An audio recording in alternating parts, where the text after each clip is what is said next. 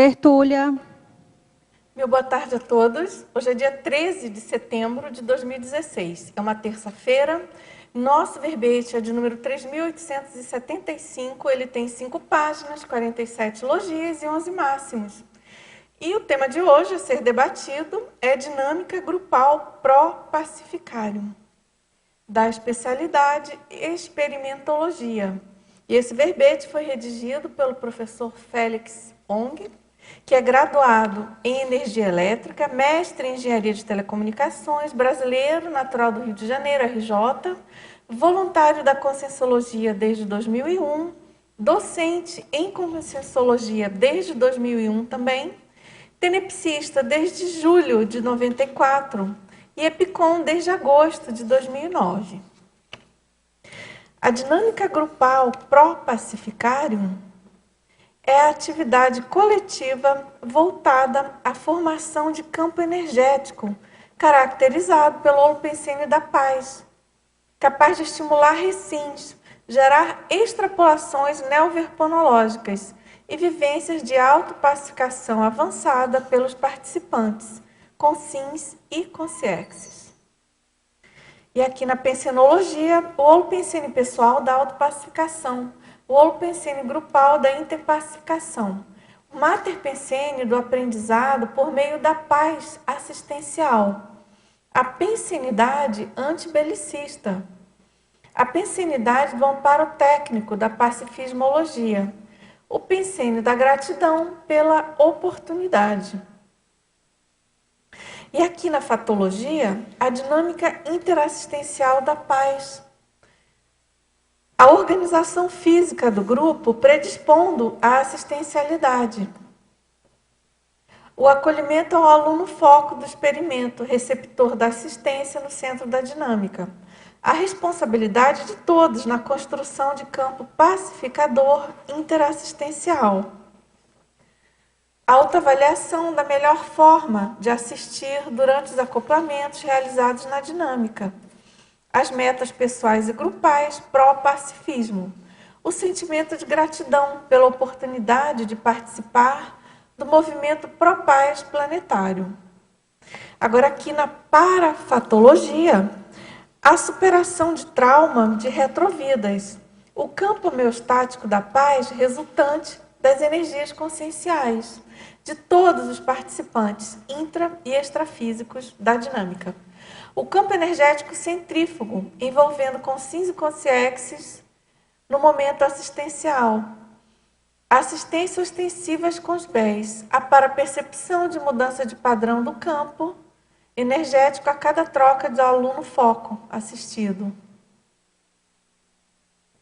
A mini-peça pacifista no mega mecanismo da reurbanização extrafísica em curso no planeta. Agora, aqui no detalhismo, a gente chama atenção que tem 27 sessões, o que configura aí um máximo para o verbete. E aqui na acabativa, na remissiologia, a gente destaca autopacificação teática, consim pacificadora, dinâmica parapsíquica, técnica da anticonflituosidade, autopacificação, temperamento pacífico. E aqui na frase enfática, trabalhar com a paz é estar ombro a ombro com consciências mais lúcidas, em crescente aprendizado. A dinâmica grupal pró-pacificárium otimiza ambiente parapedagógico recinológico. E aqui na questionologia, você possui motivação em participar nas tarefas libertárias em prol da paz consciencial? Quais atitudes pró-pacifismo adota no dia a dia? E aqui na bibliografia específica, a gente tem 3 fontes bibliográficas. Agora vamos aqui à mega análise feita pela equipe da Enciclosapiens, professores Ana Rocha, Cláudio Monteiro, Maria Zela Padilha e Marilene Raganin.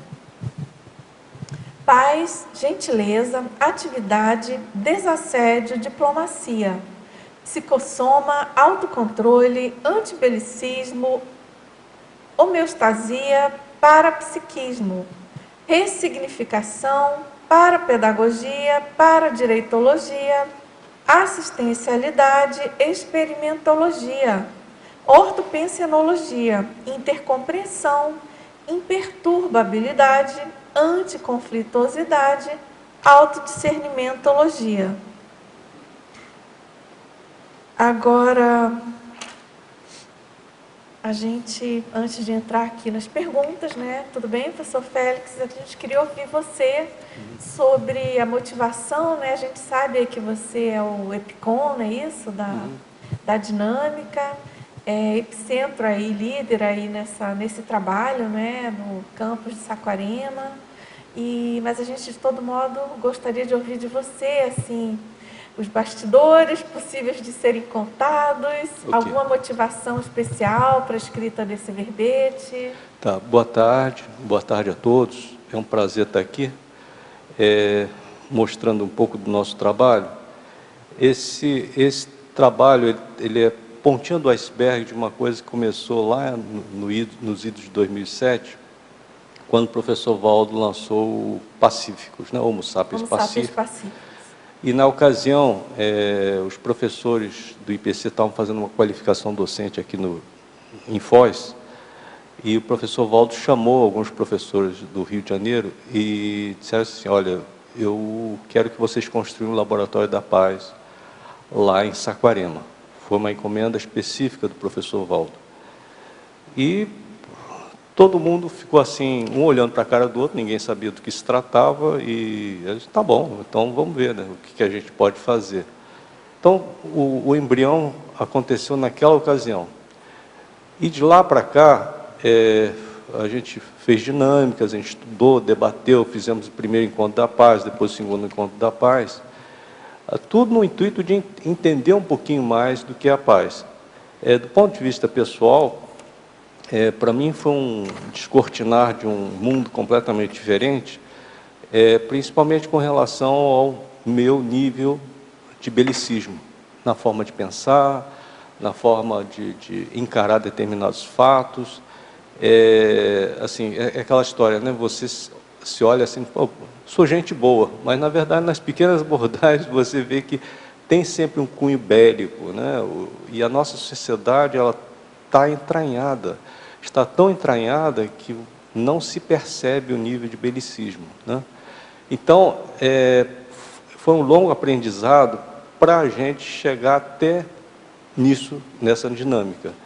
Agora, qual foi a parte prática que realmente inspirou, né? Foram algumas práticas. Primeiro, a experiência como equipe de SCP-2, né, antes de se tornar EPICON. Como equipe, frequentemente eu via muitos alunos naquela atividade de testagem de campo, e naquela atividade, muitos alunos que chegavam para testar o campo levavam impacto. Então, não raramente, a gente via os alunos chorarem, processo emocional, que eles não conseguiam sentir o nível de acolhimento que os amparadores davam naquele campo muito intenso ectoplasmático. E também das experiências que a gente teve no acoplamentário, e qual que é o importante dentro do acoplamentário?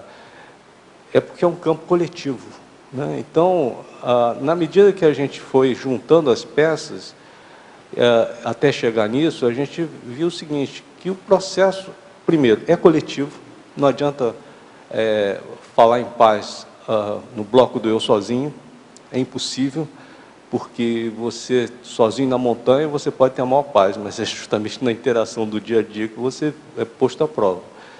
E segundo, dentro do processo parapsíquico, ectoplasmático, é que realmente a gente vê que a coisa funciona, né? Você vê que realmente a pessoa é impactada, e somente assim você consegue ressignificar o seu modo de pensar.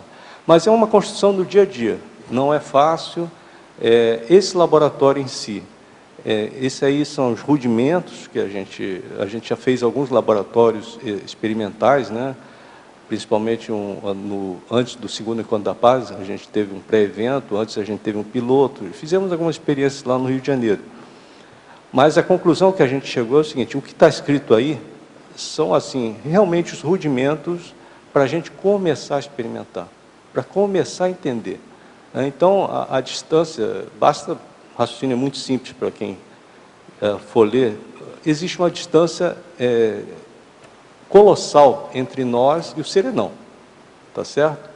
E é justamente o serenão, ele é o nosso modelo evolutivo, e assim, até chegar nele, como se fala lá no Rio, a gente tem que comer muito arroz com feijão.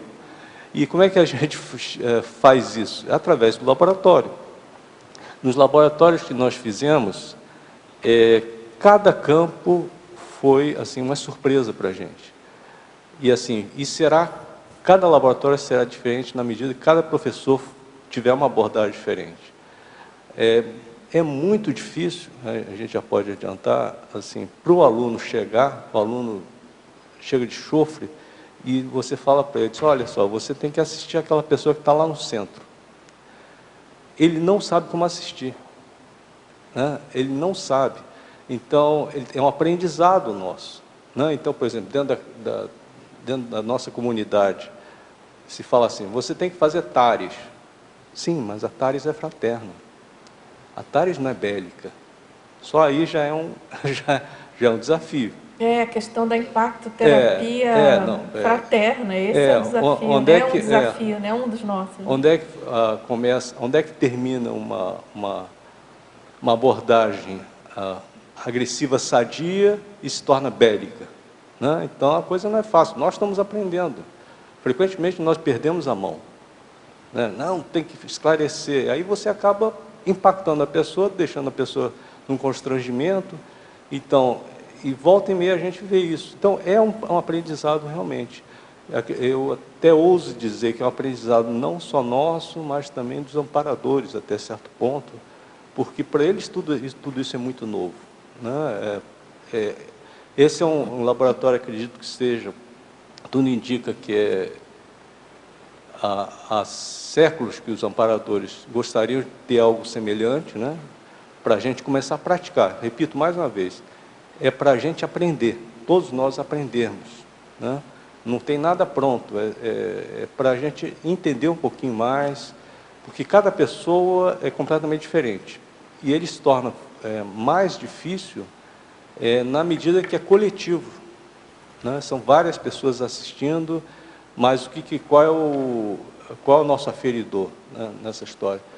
É o resultado, é o campo que se forma, né? É como as pessoas saem.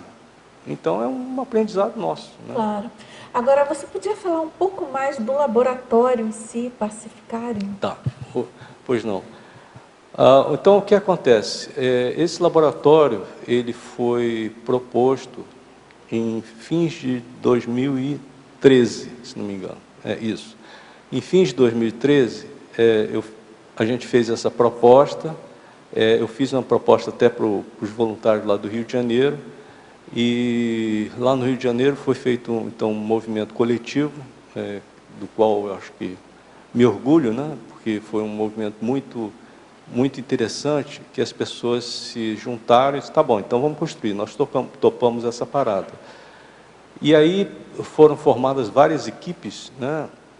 Desde captação de recursos, que custa dinheiro, não tem jeito, até a formação da própria dinâmica do laboratório, da criação do Holopensene, foi então da parte realmente de divulgação do marketing, né? Até chegar nessa palavra pacificário, que significa literalmente lugar onde se faz a paz, onde se pratica a paz. Até chegar nisso, foi esse movimento, foi sendo construído coletivamente, e não poderia ser de outra forma, né? Da mesma forma, esse laboratório, o que eu sempre brinco é o seguinte, teve a nossa equipe aí de arquitetura, né, que concebeu o laboratório. O que eu sempre brinco é o seguinte, se chegasse um mecenas para a gente e doasse uma quantia uma soma significativa de dinheiro, eu ficaria muito feliz, claro. Eu poderia materializar da noite para o dia. Mas isso não resolveria, só resolveria metade do problema. Por quê? porque por ser coletivo ele tem que ser divulgado. Então não adianta você construir e depois você vai ter que divulgá-lo. Então eu vejo que existe uma sinergia que foi feita, né? Recentemente a gente terminou o financiamento coletivo, crowdfunding, da divulgação para as pessoas tomarem mais consciência, das pessoas quererem efetivamente participar, do ano nem que fosse R$10, né? Até a gente começar, a gente juntar, e agora a gente está retomando, né? Justamente esse mês, especificamente agora de setembro, nós estamos retomando a construção, porque as bases estão lá, né? As bases a gente conseguiu construir, e agora o restante a gente espera concluir até o final do ano. Ah, que bom. Né? Essa é a nossa, né? Meta. E a gente assim está contando também com a doação de material, né? Então realmente é uma construção coletiva, é uma concepção coletiva que eu acho que tem sido muito interessante, assim, do qual eu acho que todos nós nos orgulhamos, sabe? Eu acho que o processo em si, né? Então foi assim, realmente coletivo, e assim todo o pessoal do Rio de Janeiro, de outros lugares aqui principalmente do IPC, né, do Brasil, participaram com bastante entusiasmo, e eu acho que, puxa, eu sou profundamente agradecido a todos, né? Então vamos torcer, né? A meta é até o final do ano. A ideia, mas isso é só um pedaço, né? Sim, como se tem fala, etapas, né? Na verdade, uma vez construído, aí talvez seja mais difícil no sentido de manter sempre o fluxo, né? O fluxo, torná-lo mais conhecido, fixar o holopensene, né? divulgar mais, entender mais sobre a paz. Na verdade, ele é um instrumento que a gente quer pesquisar mais sobre a paz, né? A gente quer pesquisar, e graças a esse movimento é que o processo da paz se tornou algo constante dentro do calendário do IPC, né? Então tem o primeiro Encontro da Paz, teve o segundo ano passado, e provavelmente vai ter outro, o próximo vai ser 2019, se não me engano, terceiro Encontro da Paz, talvez se torne congresso, mas... Então, foi um movimento que a gente começou graças àquele pedido do professor Waldo, né? Ele pediu lá em 2007, que ele pediu e mais não falou. Simplesmente falou, faça o Laboratório da Paz, essa é uma encomenda que eu estou fazendo, e aí a gente entendeu claramente que, pelo menos até hoje, né, nada mudou, infelizmente, o Rio de Janeiro é o símbolo do Brasil. E a violência é um processo, infelizmente, que está uma dívida muito grande que todos nós temos, né? Tem uma violência crescente, né? Lá no Rio, aqui no Brasil todo. Se a gente pensar no ápice da Reurbex, né, até 2075, fica difícil desvincular esse processo da onda de violência planetária, né? E assim... realmente, como você falou, né, planetário, né? Você vê, nós convivemos com consciências de tudo quanto é nível, né? Então, daquela que ainda está na era das trevas, pessoa da pedra, esse é o nosso povo, né? Então, são os mais diversos níveis, e assim, e a paz, ele é um mega desafio mesmo, mega, ultra, giga desafio, porque a paz começa em você. Como é que você passa para os demais? Como é que você... né? É um processo autovivenciado, mas como é que você espalha isso? Como é que... né? Então, é muito difícil, porque, eu digo assim, é muito desafiador, principalmente quando a gente começa a estudar a nós mesmos, né? E você vê nas atitudes que nós temos em relação às pessoas, né? Não é gente estranha, não, parente e tal. Tudo a nossa abordagem é sempre bélica, sempre. Nosso palavreado é todo bélico, né? Então, a nossa forma aquela brincadeira, né? Não, vamos fazer isso, matar 2 coelhos com uma cajadada só. E tudo que a gente aborda é de forma bélica. A cultura planetária, né? Em Isso. geral, você pegar a história e... Bom, a gente agora em épocas de Jogos Olímpicos, né? Olimpíadas, é bem interessante o recorte, assim, bélico Mas as Olimpíadas ainda tem como é que vou dizer, é um belicismo controlado. Ah, sim, Que eu acho que mas tem traços também marcantes, né? Mas o bacana, alguns... das Olimpíadas e Paralimpíadas, então, nem se fala, é a convivialidade. É possível conviver, isso que eu acho bacana. É possível conviver. Tem uns lances estranhos outros, por exemplo, não sei se vocês se recordam, na luta entre um israelense e um egípcio, o egípcio se recusou a cumprimentar o israelense, né? Então, tem uns lances assim, mas lutaram juntos, ficaram lá, houve uma convivência. Mas lutaram. O traço bélico permeia, né, assim, algumas... A própria assim questão como, da competição, né? assim como ela se recordou lá das as duas atletas da Coreia do Norte e da Coreia do Sul fizeram um selfie, né? Isso é possível, isso é bacana, né? Isso é muito bacana. De todo modo, é um progresso, né? Sem dúvida. Sim, Tem dúvida. é uma forma de aglutinar as pessoas de diferentes etnias. Agora, então, está rolando no Rio de Janeiro Paralimpíadas. Você vê, também um movimento de competição, mas de alta inclusão. De alta inclusão. Pessoas cegas, pessoas sem membro, pessoas... Então, eu acho muito bacana isso. Vamos lá, a gente tem uma pergunta aqui na Fatologia, Félix, na página 12, na última linha, sobre a aferição pessoal do nível de anticonflituosidade. Você poderia indicar alguma técnica específica que possa ser usada de modo prático? Eu tenho mais eu chamo a atenção, então, por exemplo, na principiologia, na última linha, tem o princípio de confiar na cosmoética. O que é isso? Isso eu estou falando porque isso é pessoal, tá? Isso eu aprendi. É um aprendizado para todos nós, é o seguinte: diante de um quadro em que você se sente injustiçado, ou diante de alguma coisa que você queira reivindicar, ou que você queira tirar um revanche, né? Vamos dizer assim, é um exercício você confiar na cosmoética. O que é isso? Não precisa fazer nada, deixa a cosmoética agir. Esse é um exercício. Tem muitas vezes, não só com você, mas em alguns fatos, você olha e muitas vezes aquilo te revolta, né? E é um exercício você olhar e dizer, não, peraí, tem um processo cosmoético, vamos confiar nisso. Né? Então, isso é uma técnica interessante. Uma outra técnica também que a gente coloca, que a gente emprega muito, é a técnica do amparador, que eu gosto muito. Quando você fala da técnica do amparador diante de uma situação, você coloca o manto do amparador. Então você olha dizendo, o que um amparador faria nessa ocasião? Né? Porque o amparador, ele antes de mais nada é cosmoético, ele tem isenção, que é o melhor para todos, e assim vai. Então, o simples fato de você falar do amparador e você puxar para você, vamos dizer assim, o ego do amparador, isso já te dá uma apaziguada e você sai de si. Porque qual é o processo, a maior dificuldade do belicismo? É que você vira bicho, literalmente vira bicho. E se você não conseguir sair, você embarca.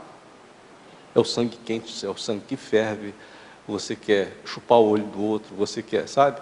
Então, você tem que arrumar técnicas que você saia de si um pouco, para a partir daí você ter mais isenção. Espera aí, na besteira que eu vou fazer. Espera aí, vamos parar e pensar. Isso todos nós passamos, não tem saída. Não tem saída, todos nós passamos por isso, né? Então, nós temos que ser inteligentes com as nossas reações mais instintivas. Então, são duas técnicas que eu recomendo para a gente pensar.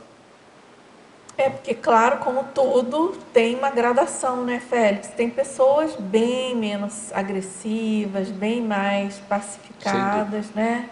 Mesmo sendo pré-serenão, né? Então... Sem dúvida. A questão é ir trabalhando aos poucos, não é isso? E melhorando, cada um melhorando. Isso. Porque eu vejo assim, nos próprios grupos, né? Nas famílias, né? Sempre tem aquele que é mais bélico, aquele que tende a reagir com menos belicosidade, né? Parece que já está no momento de... pelo próprio temperamento, né? Menos... Na verdade é processo de assistência, né? É. Você, a família, não tem, eu sempre brinco, né? Nos cursos e tal, não tem família simples. Inexiste família simples. Quem disser que tem família simples, eu abro o olho. Porque família é um processo de assistência, né? Então, nasce aquela consciência mais complicadinha no seio para ser assistida. Isso é natural. Agora, aqui na Pensenologia, na página 12, na última linha, você poderia falar sobre o pensênio da gratidão pela oportunidade? Essa gratidão é o tipo da coisa que eu venho estudando, porque eu acho que, no fundo, é aquela história da metade do copo cheio e metade do copo vazio, né? Então, por exemplo, a gente estava falando um pouco de família. Família é complicado. Então, geralmente, dentro da família tem mágoa, tem rusgas, tem coisas assim que são até multimilenares. Mas, apesar da família muitas vezes ser complicada e ter causado algumas coisas chatas para você, ela te deu uma estrutura de família. Ela te acolheu. Foi possível você conviver. Então, eu vejo assim que eu prefiro focar na metade do copo cheio. E quando você começa a focar na metade do copo cheio, você começa a entender que você tem muita coisa para ser grato com relação àquilo, né? Então, ao invés de ficar só focando nas dificuldades, você vê que você é fruto daquilo, né? Graças àquilo das superações. Então, eu acho que a gratidão é algo que a gente tem que praticar sempre. E já está mais do que provado, né? A pessoa que se sente mais grata, ela passa a minimizar uma série de coisas, né? Então, você foca realmente no processo traforista. Então, por exemplo, já existe uma pesquisa, já saiu há alguns anos, que a pessoa que vive mais a gratidão no dia a dia, ela é muito menos consumista. Ela não precisa ficar consumindo para preencher aquele buraco vazio. Tá, isso aí. Agora, alguém quer perguntar? Pode ser? Claro. Oi, Félix. Oi. Tudo bom? Tudo bom? Oi, Félix. Gostaria que você falasse um pouco mais na mitologia. O mito é da paz desprovida de justiça. Na verdade, a paz é o que tem link com aquilo que a gente estava falando. Você trabalhar com a paz, você tem que ter, o ideal é que você tenha entranhado dentro de você, que existe uma coisa chamada cosmoética. Então não precisa espernear. A cosmoética vai dar um jeito em tudo. É mais ou menos isso. Então, a cosmoética vai dar um jeito em tudo. Pode levar um certo tempo, mas vai dar um jeito. Então, essa tranquilidade, de que você sabe que existe um processo permeando tudo, isso traz um apaziguamento que é significativo. Porque senão, se não houver isso, aí você cai no outro extremo, que é justiceiro. Você vai querer tirar... Não ter que lutar, ficar lutando pelo que acha que é certo. Você vai querer dar um jeito, você vai querer... Aí é o que acontece mais por aí, né? Que a gente vê. Não levar desaforo para casa, aquele negócio todo. Então, você entender que o processo sabe? É cosmoético e tal. Assim como, assim, só para a gente entender que uma conclusão que eu, assim, contundente, que eu cheguei à conclusão, do outro lado, né, da parte bélica, do belicismo, o que eu brinco é o seguinte: o belicista, ele não precisa de assediador. Ele, por si só, ele vai se ferrar. Então, assim, o cara que é bélico, fica tranquilo, ele não precisa de assediador. Assediador é desculpa. Não, foi o assediador que me... Não. O belicista, ele mesmo se emburaca. Tem outra, assim, na sindromologia, que eu gostaria também que você falasse, que eu, assim, na hora que eu li, me impactou um pouco. A negação da síndrome da santificação. É aquele negócio, né? Porque a santificação é um resquício nosso religioso, né? Então, a gente fica, não, eu vou ser bonzinho porque eu vou merecer os céus, um dia Deus Pai vai me colocar ao lado dele, tudo vai ser belo, lindo, maravilhoso, né? Então, infelizmente, quer dizer, é um processo ainda mais infantil, porque eu vou merecer os céus, a partir dali serei intocado. As pessoas irão me adorar, eu seria o máximo, eu estaria imune a tudo. E é mais ou menos isso que eu acho que é a síndrome da santificação, achar que a pessoa vai furar o céu e vai ficar lá. Aí negar isso. Né? Só lembrando, né, Obrigada. gente, que tem o verbete do professor Valdo. No caso, o verbete é a síndrome da autossantificação. Mas que é próximo, né? Ô, Félix, isso que você acaba de relatar tem a ver também aqui na mitologia, que é o mito da paz sem reciclagem, né? A paz é uma palavra muito bonita, né? Então, a gente frequentemente, a gente deseja assim, livremente, não, muita paz para você. Então, é bonito, é politicamente correto, sazonalmente a gente faz isso, mas assim, o buraco é muito mais embaixo. O processo da paz, o buraco é muito, muito mais embaixo. Na verdade, se você realmente que deseja a paz para a pessoa, ela precisa reciclar. E reciclar não é uma coisa simples. Não é. Eu também, dentro do que a gente estava colocando, aqui na página 12, na citaciologia, foi bastante significativo a sua fala, né, dentro do que você colocou aí. Não basta falar da paz, é preciso acreditar nela, e não basta acreditar nela, é preciso trabalhar por ela. É isso aí. Então, a paz exige esforço, é o que a gente costuma dizer. Paz não é passividade, a pessoa fica passiva, não é ingenuidade, não é enfiar a cabeça no buraco, né? Então, a paz que a gente quer, a paz consciencial, é atrito mesmo, não tem jeito. E principalmente você, ver o quão bélico você é no dia a dia, o quão agressivo você é, como você pensa mal das pessoas, né? O que o professor Valdo sempre fala, não pensa mal das pessoas, isso é difícil pra caramba, né? Então, isso tudo tem a ver com o processo da paz íntima, realmente. Isso aí.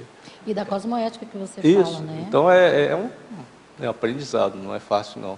Assim, teoricamente, nós somos muito bons. Agora, no calor do dia a dia, quando você sente uma injustiça, esse que é o teste, né? É o outro lado, né? Esse que é o teste. Obrigada.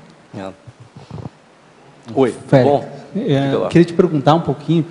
Eu participo aqui, a gente está há uns 2 anos com a dinâmica de ortopensionidade aqui no CAEC, e já ocorreu algumas coisas, até a gente viu de sincronicidades relacionadas com um processo lá de Saquarema. Por exemplo, quando caiu aquele caça que teve, foi no Rio de Janeiro, a gente viu por uns 2 meses, umas 2 semanas que acompanhou, porque tem um militar que participa da dinâmica. Então, desses processos parapsíquicos, como é que funciona um pouquinho, o que vocês perceberam da Equipex, como é que são essas interações, o que você diferencia de uma dinâmica para outra, nessa que você está participando?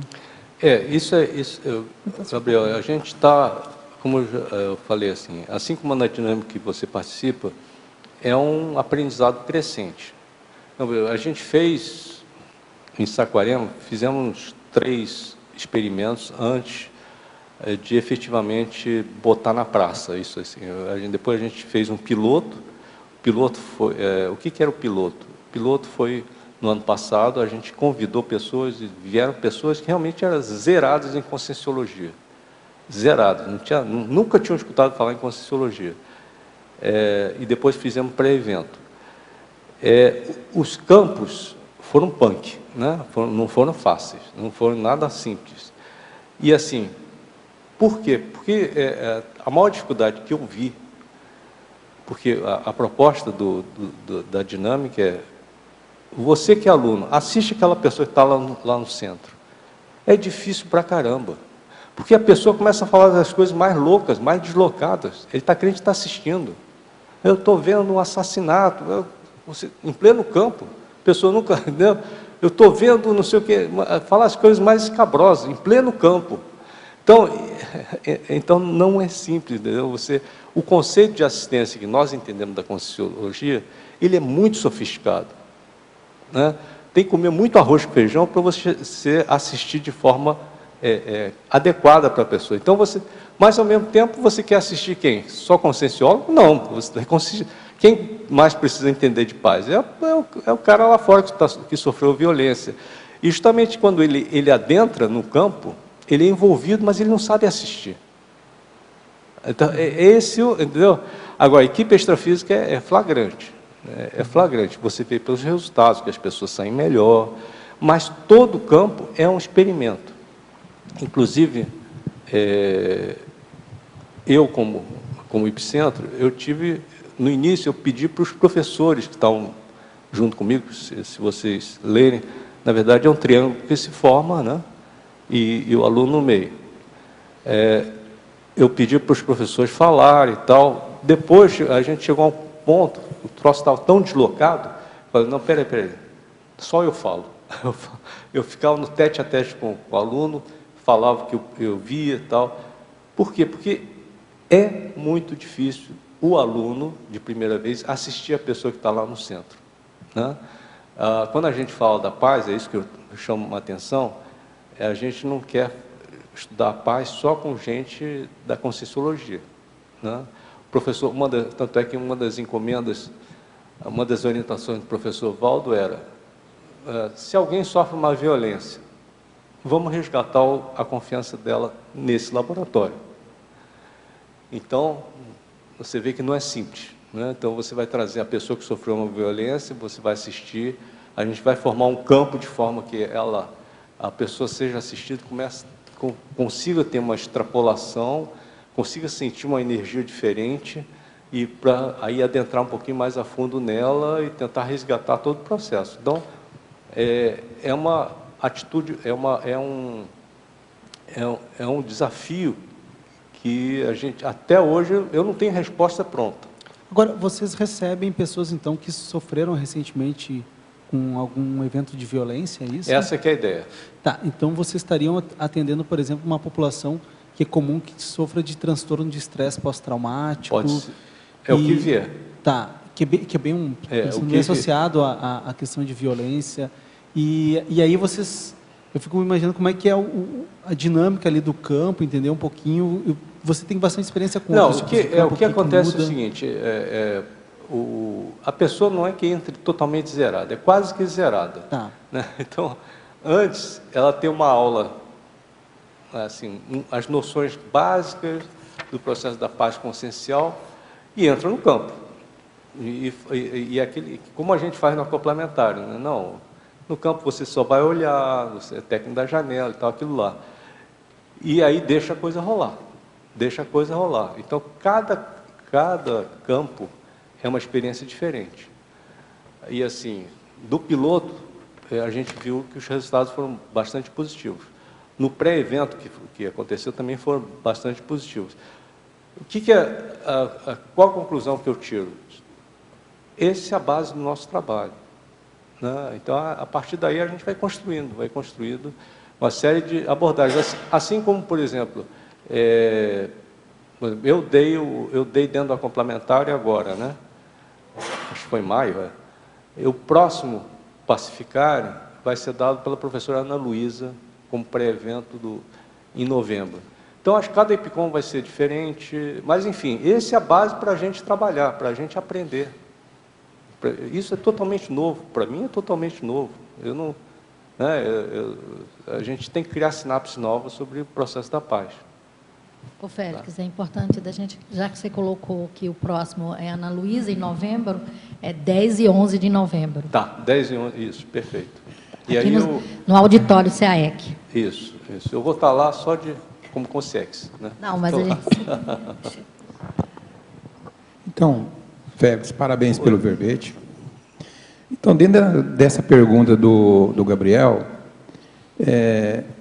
os dois pilotos que você fez um piloto e fez um outro... Um pré-evento. Um pré-evento, e essa dinâmica aqui, que foi feita no CAEC, sim, eu pude participar dela. Assim, eu vi que o campo foi bem diferente dos outros campos e de outras dinâmicas que eu fiz. Uhum. Qual foi a diferença que você notou de um campo para outro e as equipes extrafísicas? Olha só, por isso que eu falo, apesar de já ter feito esses eventos que você citou, eu acho que ainda tem muito para aprender. O que eu vi é o seguinte, o fenômeno em si, o fenômeno que a gente, como, por exemplo, quando a gente vê no acoplamentário, ele é bem diferente, ele é muito mais intraconsciencial. A pessoa, você nota que existe um impacto na pessoa, que as pessoas também percebem, mas ao invés daquele fenômeno mais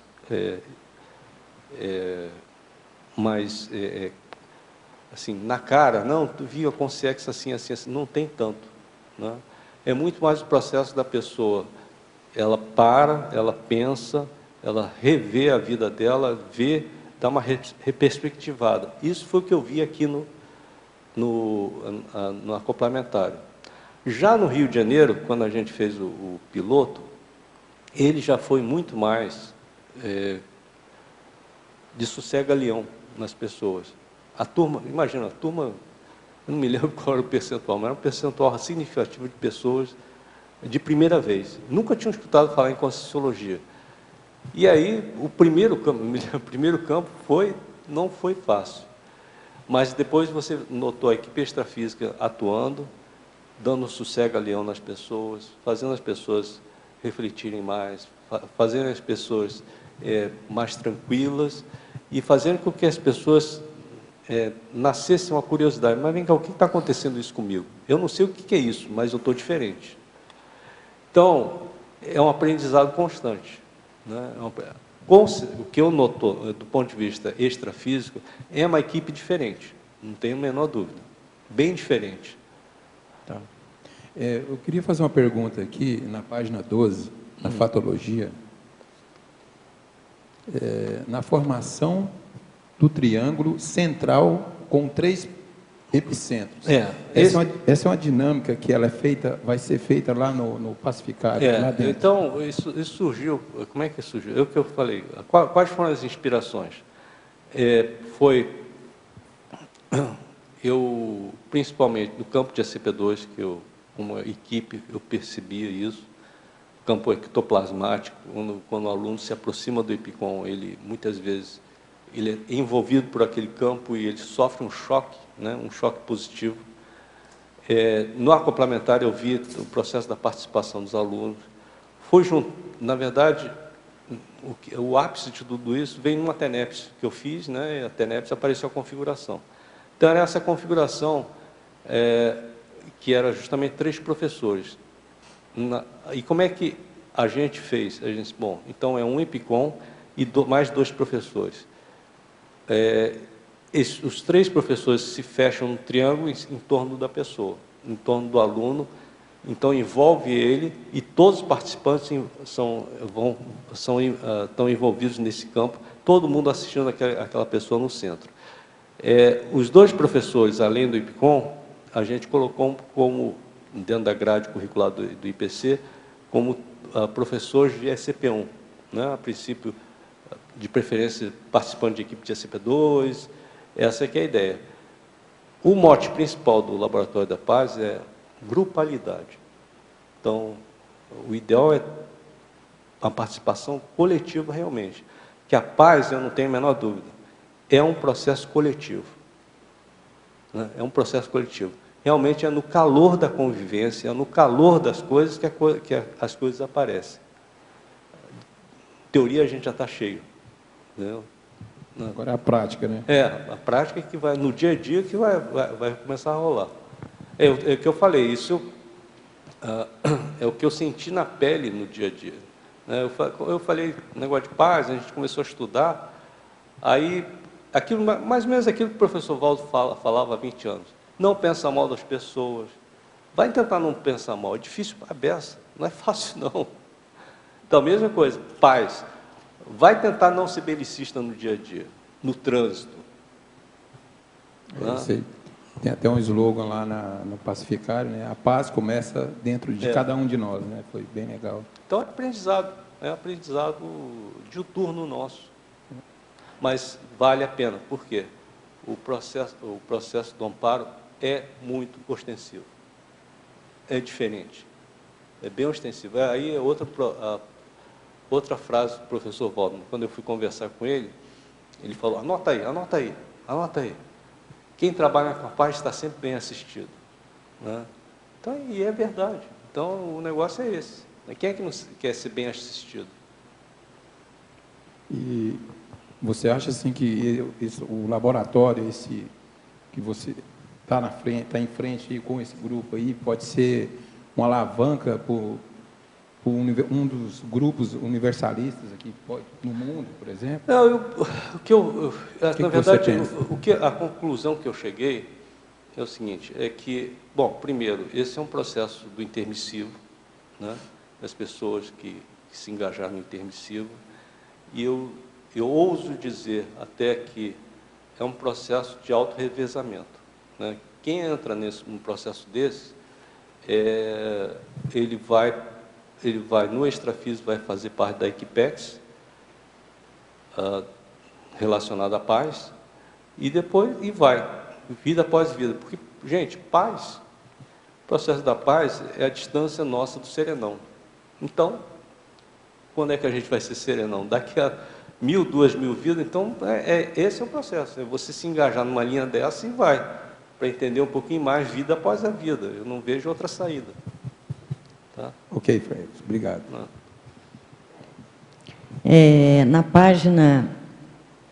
Na primeira página, na pensenologia, você coloca a segunda linha, o holo pensene grupal da harmonia. E depois, você já falou que esse grupo é o processo coletivo e tal. E eu achei interessante que você colocou lá, em sindromologia, o descarte do síndrome do eremita, né, do eremitismo. Isso. Você poderia fazer um contraponto aí para a gente? Porque o eremita, aquele que está querendo a paz, já fica pensando, vou lá para a montanha, ficar sozinho, na verdade, refletindo. Eu escrevi para mim, né, até certo ponto. Por quê? Eu nas minhas, por minha origem, né, oriental, até de retrovidas, eu era muito dentro do processo de meditação. Então, você fica meditando, que é bom até certo ponto. Se você é uma pessoa ansiosa, fazer meditação é bom. Mas, na meditação, tem um limite. E você se sente bem com você, está tudo certo, mas é justamente no calor da convivialidade que o bicho pega. Né? É justamente no calor da convivialidade da dupla, dos colegas de trabalho, que o bicho pega, isso não tem saída. Eu vejo, por exemplo, o pessoal fala, a palavra caráter, pessoa de caráter, não tem sentido você dizer que a pessoa é bom caráter ou mau caráter, a pessoa sozinha. É através do convívio que você vê se a pessoa tem bom caráter ou mau caráter. A princípio, a pessoa sozinha, todo mundo é legal, todo mundo é gente boa. Mas justamente quando você é posto, né, em estresse, quando você é posto na situação da escolha de Sofia, é aí que o bicho pega. É aí que o negócio, aí que a coisa começa a pegar. Então, são nessas situações limítrofes que você vê se você banca ou não. Aí, bem dentro disso daí também, o paradoxologia. O paradoxo de a paz consciencial poder exigir a agitação da vida da vida, como é que é? Exigir a agitação da vida produtiva. Né? Na página 14, na paradoxologia. Tá, qual é a linha? A primeira. Tá. Está bem dentro aí. Você pode comentar um pouquinho mais? Na verdade... Porque pensa que é aquela pessoa que quer ficar lá 5 horas fazendo mentalização, e ao contrário, né? Porque a gente tem que buscar, correr atrás. Isso serve muito para mim, né? E eu acho que serve para muitas pessoas que são, assim, são muito intelectuais. Então, ela escreve coisas maravilhosas, mas ó, no dia a dia que o bicho pega. A pessoa, teoricamente, faz uma construção maravilhosa, né? Mas, nas atitudes do dia a dia, com a dupla, na disputa, na concorrência do processo, é que você vê realmente a pessoa, né? Até dentro na dupla mesmo, existe muita dupla que um concorre com o outro, né? Um quer virar serenão antes do outro, sei lá, então, não é isso? Isso é legal. Você falou sobre a assistência do ponto de vista conscienciológico e você disse que o buraco é mais embaixo. Sim. Assim, você poderia... E eu me pergunto sempre quando eu estou querendo assistir alguém, quando eu estou querendo fazer algum esclarecimento, quando eu estou na dinâmica, ou quando eu estou pensando que eu estou fazendo assistência, eu me pergunto se eu realmente estou fazendo assistência. E você falou agora e eu fiquei meio na dúvida, assim, você poderia aprofundar o princípio da assistência? Porque o conceito de assistência, que a gente se aprofunda dentro da Conscienciologia, você vê que tem vários vieses, mas assim, aquela assistência que você deixa a pessoa bem, o que é melhor para a pessoa, né? Muitas vezes o que é melhor para a pessoa incomoda. Muitas vezes você vê que não tem, dentro do processo assistencial, se você quer realmente ajudar a pessoa, não vai ser, muitas vezes ela não vai sair muito bem. Você vai incomodar, fazê-la pensar, fazê-la refletir, para daí sim ela conseguir emergir, né, fazendo uma reciclagem, fazendo uma ressignificação. Então, nesse conceito é que a Conscienciologia traz que a gente aqui não está aqui para agradar todo mundo, né? Então, não é simples, é difícil a beça. Nós, brasileiros, nós somos educados para ser gente boa, nós somos educados, inclusive somos emocionalmente suscetíveis a discutir com a pessoa. Se você discorda da pessoa, ela acha que você não gosta dela. Nós somos dessa cultura, tá certo? Então, na Conscienciologia não, na Conscienciologia não. O que é melhor para a pessoa? O que é melhor pedagogicamente para a pessoa? Muitas vezes é desagradá-la. A verdade muitas vezes dói, a verdade muitas vezes machuca, mas há técnicas para isso. Você falar a verdade, você assisti-la, tem que ser de forma fraterna. Aí a gente passa para o outro lado da história. E dentro da Conscienciologia, frequentemente nós perdemos a mão. Nós não conseguimos assistir a pessoa, deixamos ela assediada. Não, mas aí é conduta exceção, né, Félix? Sim, mas... Não é 51%. Não, mas é um aprendizado. Assim. É um aprendizado. Mas eu acho que, assim, né, em sala de aula, isso. Própria TENEPS... É um aprendizado. A questão é que a TARES é antipática. O professor Walter sempre falou isso, né? A TARES é antipática, então... Você tem que dar um jeito de adoçar o negócio, né? Porque é antipático por si só, né? Não, a pessoa ouve o que ela precisa ouvir, não o que ela quer ouvir, né? A diferença da religião, né? Eu vejo muito, assim, eu faço muito fácil, por exemplo, um pai e mãe que quer educar o filho, não fica passando a mão na cabeça. Meu filho está na hora de ir no colégio, não tem papo. Você tem que ir no colégio, ponto. Muitas vezes até, não, você está com febre, mas você não vai faltar aula. E você quer o melhor para o teu filho. Eu vejo mais ou menos por aí. É a mesma coisa. Você diz, olha, é o melhor para você. Mas aí tem uma diferença, porque o filho sabe que você gosta dele. Então é isso que a gente tem que chegar na pessoa, né? Diz, olha, eu quero o melhor para você, o processo é fraterno. Então o que eu estou falando, por mais que te machuque, você sabe no íntimo, que é um processo de fraternidade, um processo que nós estamos juntos nessa. Eu quero ter o crescimento. É esse que é o ideal. Isso. Agora, Félix, vamos aqui na tecnologia, na página 13. Tá. Ele pergunta assim, na última linha, como funciona a técnica da janela, que você falou ainda há pouco, né? Também da técnica da janela. Explica melhor aí para ele. A técnica da janela, isso aí é o que a gente usa muito no acoplamentário. Isso. Né? Então, você tem que ver as coisas que estão acontecendo, né? Que nem a gente fala, você está no 13º andar e você vê as coisas acontecendo lá embaixo. Você vê um carro que quase bate, quase que atropela uma pessoa e você não pode fazer nada, só pode jogar as melhores energias. Então, a técnica da janela, a gente usa muito no complementário e também no pacificário. No pacificário você vê o que está acontecendo e você não pode interferir naquilo. Joga as melhores energias, vê por que aquilo impactou para você e você, como observador, você tira suas conclusões sem efetivamente interferir em alguma coisa. Né? Então, é através dessa interação que você vai ser assistido também. A técnica da janela é meramente isso, só observar. Observar e se auto-pesquisar. Agora, aqui na Estrangeirismologia, na página 12, início da primeira linha, ele pergunta assim, por que justamente a dinâmica grupal pró-pacificárium pode ser considerado o ácido teste da convivialidade? Não deveria reinar pacificação e harmonia no ambiente? Isso é sonho de consumo, né? Esse é sonho de consumo.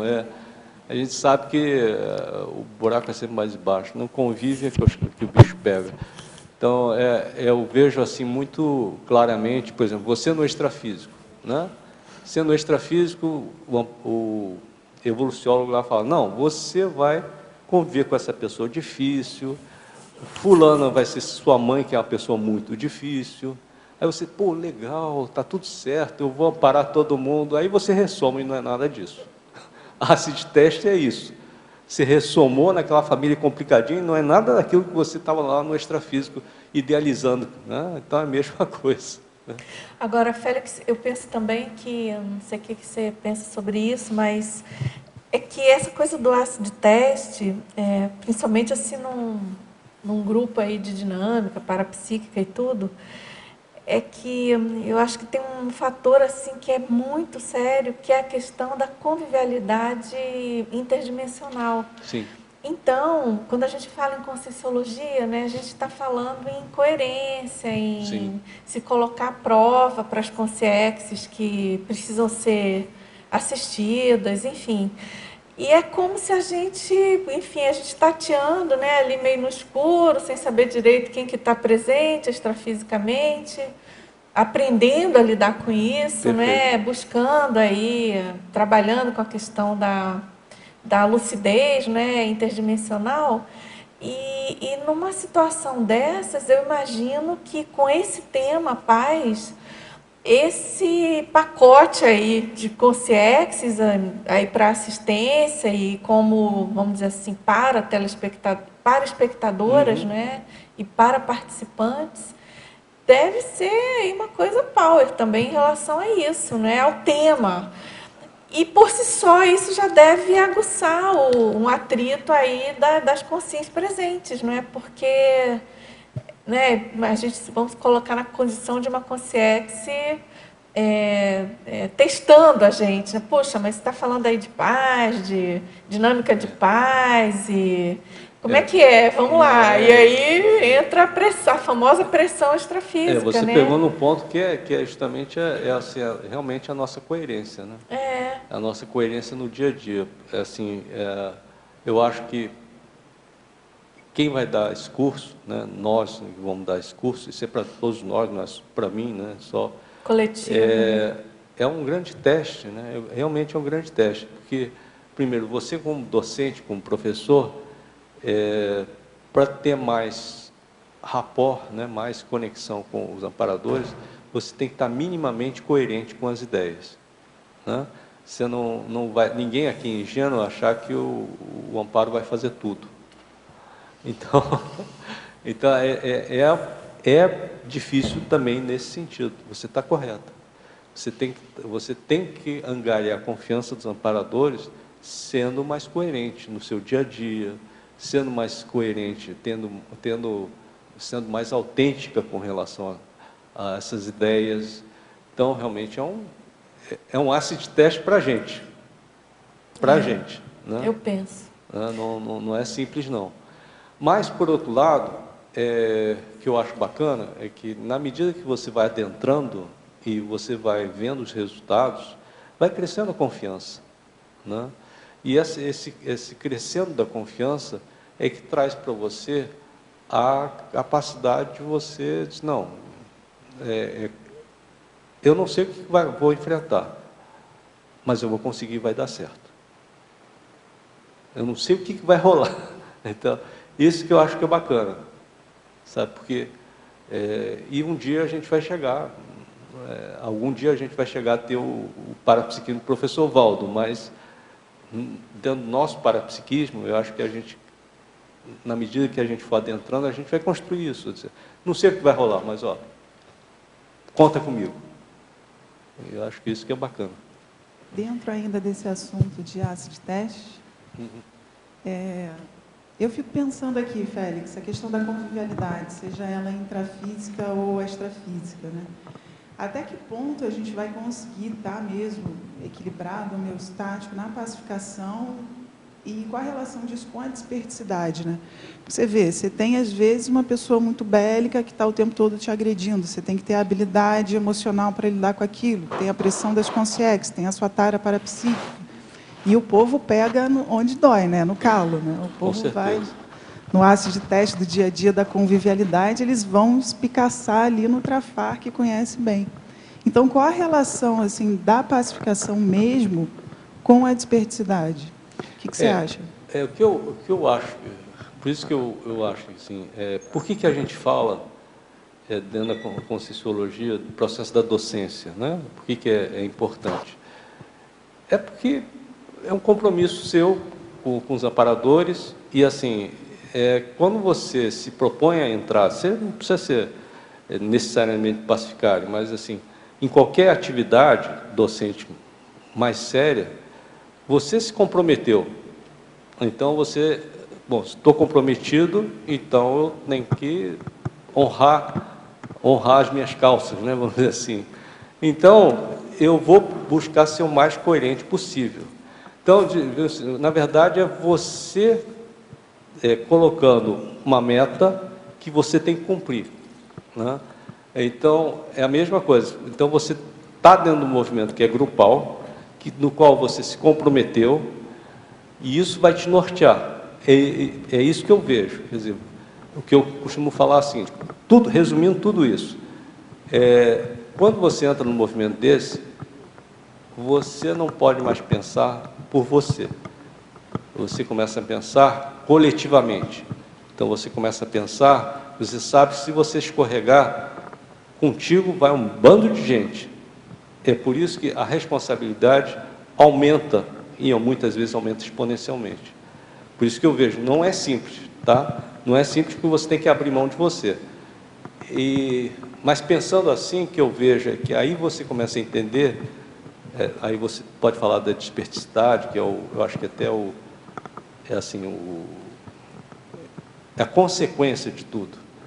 É que quando você começa a pensar coletivamente, é que você começa a entender o que o pessoal chama de egocídio. Você começa a dizer, se eu pisar fora, eu estou ferrado, e um bando de gente está ferrado. Então, você aumenta a tua responsabilidade, não, agora eu não posso mais pensar só por mim. É que nem, sei lá, mal comparando, um presidente de uma empresa, ou um pai de família, ele não pode pensar só por ele. Então, eu acho que, à medida que a gente vai adentrando, estou focado no processo da paz. Se eu escorregar fora, bando de gente vai sair fora. E aí, como é que eu fico? Eu acho que é por aí. E é engraçado que é um paradoxo, né? Porque é aquele paradoxo do individual e do coletivo, que ao mesmo tempo que seja a desperticidade, né?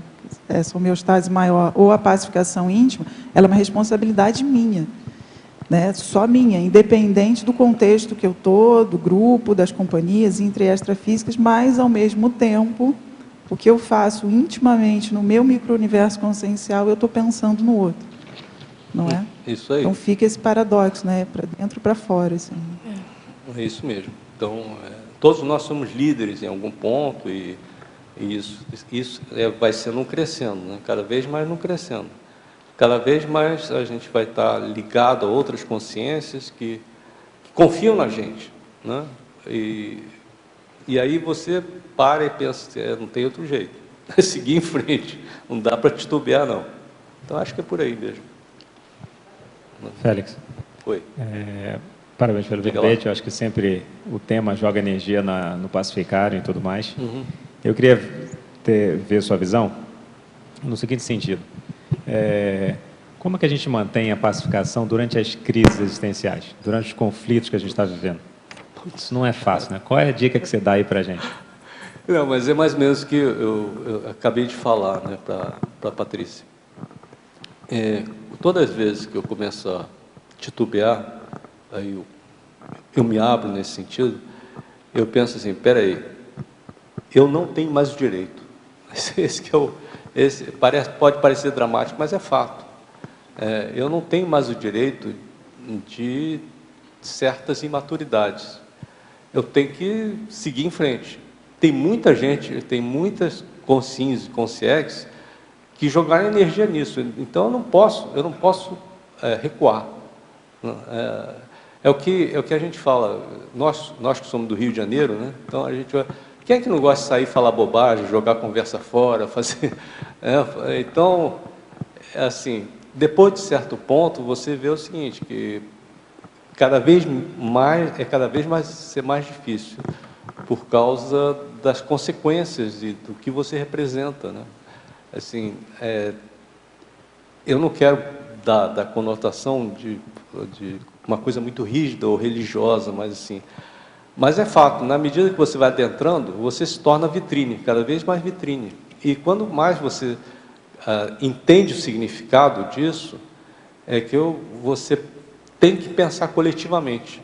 Entendeu? Então, é como se fosse o presidente da empresa mesmo. Sabe? Né? Eu vou fazer isso. Se eu fizer algo, pisar fora, a empresa vai para o buraco. E é mais ou menos isso que a gente... Cada vez mais. Né? É por isso que vai cada vez... Você tem que engolir seco, engolir sapo, e assim vai por diante. Não tem jeito. Né? Agora, eu acho que, entrando um pouquinho nesse debate, uma coisa que ajuda, na minha opinião, é que tem, assim, compreensão do binômio admiração-discordância. Sim, perfeito. Que aí há uma necessidade muito grande. Muitas pessoas têm aquela ideia do que é justiça como uma questão deturpada. Então, ela tem uma ideia de que ela entra num conflito, ela tem que ter a questão de justiça. Ter razão. E aí, ter razão. Isso. E aí envolve um pouco entender aquela ideia de eu não vou, nesse momento talvez eu faça uma omissão superavitária, não entro no conflito, e para que aquela situação reduza e a pessoa deixe passar um pouco, para fazer a intervenção pontual. Mas isso tem uma questão que acho que as dinâmicas ajudam muito nisso. A gente precisa treinar muito, primeiro, controle do corpo, do sistema nervoso. Tem pessoas que ela vem de um temperamento, né, de família que já é tipicamente irritadiço. O que eu vi no Rio de Janeiro, às vezes que eu ia tudo lá, o Rio de Janeiro tem uma característica de as pessoas são muito rápidas, agitadas, vivem em aquele trânsito. Isso por si só já faz com que a pessoa fique mais reativa. Uhum. E aí, qualquer coisa, entrou uma consciência na psicosfera dela, coloca alguém do passado um pouco, a questão da tara parapsíquica, né? Ela não consegue suportar muito aquilo porque ela é reativa. Então, num conflito aí para uma relação, tem pessoas que se irritam porque o outro come fazendo barulho, ele já pega e já fica irritado. Né?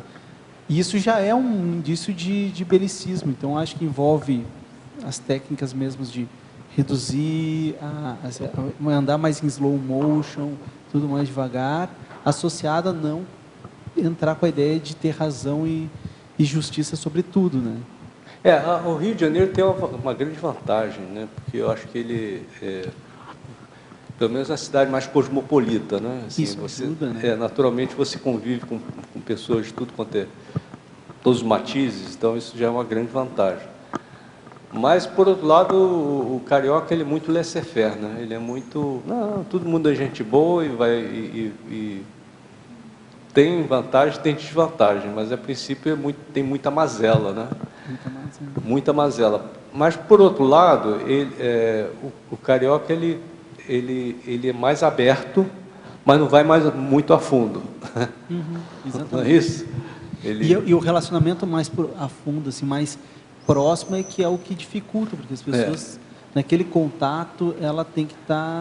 o carioca tem um problema sério, porque como ele não vai muito a fundo, existe uma comunicação não velada, né? Então, assim, é aquilo que a gente brinca. Liga para mim, é para você não ligar. Né? Depois a gente se fala, não se fala nunca mais. Se esbarra na praia. Então, vamos combinar, não combina nunca mais. Então, esse é o carioca. Carioquês é isso, né? Vamos, aparece lá em casa. Não é para aparecer, não, cara. Isso aí. Em Félix, mas só colaborando aqui com o mesmo debate aí também, e com o anterior, o que você pensa da palavra? Na dúvida, assista. Não, é o ideal, né? Esse é muito sábio, né? Esse é de grande sabedoria. Primeiro porque você, por mais que a pessoa te desagrade, você não sabe se o desagrado que ela te causa, foi você que causou aquilo. Então, como você não sabe da história toda, o ideal é você assistir. Você vai até arriscaria dizer, você não vai errar. Né? Você erra menos ou não vai errar. Agora, não é fácil, porque justamente a pessoa que mais desagrada, você tem que assistir. Esse é dureza. Agora, Félix, aqui na Fatologia, página 13, terceira linha. São elencadas por escrito as metas pessoais e grupais pró-pacifismo antes do experimento? Desculpe, onde é que está? Patologia, página 13, na terceira linha. Aí ele pergunta se são elencadas por escrito as metas pessoais e grupais pró-pacifismo antes do experimento. Vocês trabalham alguma coisa com relacionar isso? Deixa eu recuperar aqui que eu... É lá na página 13, Félix. Estou vendo. Não, é que a minha numeração é diferente. Né? A minha numeração... Terceira linha, tá? Deixa eu ver. No trabalho assistencial, as metas pessoais e grupais pró-pacifismo. Então, a ideia aqui qual é? A pessoa, primeiro, a maioria dos alunos entram, elas têm uma ideia, ela não sabe o que vai acontecer. Mas, na medida que a gente vai expondo, na medida das vivências do campo, a gente estimula com relação à pessoa, o que ela quer, qual é a sua meta pessoal, né? Como é que você se vê perante o seu grupo? O que a gente quer estimular, que as pessoas nasçam dentro delas, a ideia dela ser um agente da paz. Ela ser um agente da paz. No fundo, nós queremos que todas as pessoas sejam agentes da paz dentro do grupo Karma e onde ela se manifesta. Porque só assim a paz que tem que ser autovivenciada pode ser espalhada. Né? Essa que é a ideia. Agora, Félix, ele pergunta também qual é a relação da riscomania com o tema do verbete? Não, riscomania é justamente a antítese, né? A riscomania é a negação total da responsabilidade, né? A própria prática do riscomania é justamente a priorização da adrenalina, né? A priorização da instintividade. A pessoa se vicia daquele risco, seja saltando de paraquedas, seja bungee jump, seja o que for, não tem nada a ver com a paz. Paradoxalmente, tem muita gente que se diz que sente muito mais paz depois de praticar isso. Mas isso isso realmente é fato. Não, quando eu escalo a montanha, estou quase caindo e quando eu saio dessa eu me sinto em paz. E tem muita gente, paradoxalmente, existe realmente. Mas é um processo da priorização realmente da parte mais de bicho. Né? Mostra uma inquietação, na verdade, né? A pacificação. É assim, ó, ajuda um pouco, para quem tiver dificuldade de entender, no Homo sapiens reurbanizatus, tem a parte, por exemplo, consréus riscomaníacas. Ali tem os traços dessas consréus e que faz a correlação. E ali está associado com o belicismo. Por quê? Devido a essa questão, justamente, que você colocou, Félix, que é o processo do corpo. Tem pessoas que fazem esportes radicais, mas aí ela libera determinados tipos de hormônios, como endorfinas, e por isso que se sente uma aparente... Viciada, né? É uma aparente acalmia, na verdade. Mas tanto que se sabe que pessoas que vão para esportes radicais, tem muitas pessoas que elas têm uma tendência já para uma certa agressividade, porque é bem bicho mesmo, é o cérebro ali, as relações no cérebro de animalizado. Cerebelo? Cerebelo, né? Quer falar? Oi. Uma das coisas que me chamou a atenção nos campos do Pacificarum, desde o piloto, enfim, desde antes, foi um padrão de...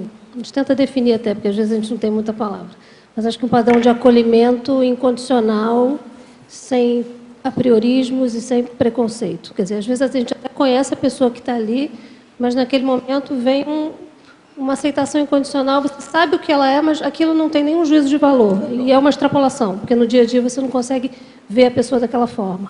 E aí você coloca aqui na legislogia a lei anti-preconceito. Como é que você vê essa questão da gente extrapolar essa visão anti-preconceito no laboratório, por exemplo? Eu acho que você colocou muito bem, acho que te agradeço aí a colocação, porque o que acontece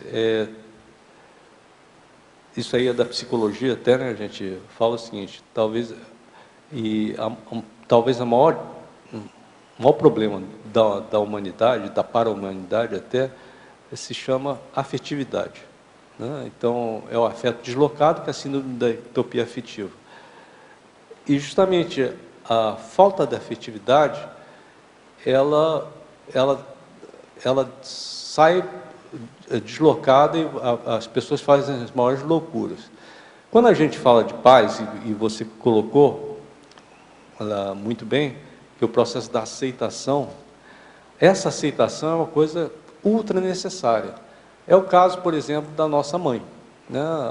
Quando a gente chega nesse mundo, a mãe ideal, né, fala ou mostra com as energias exatamente isso.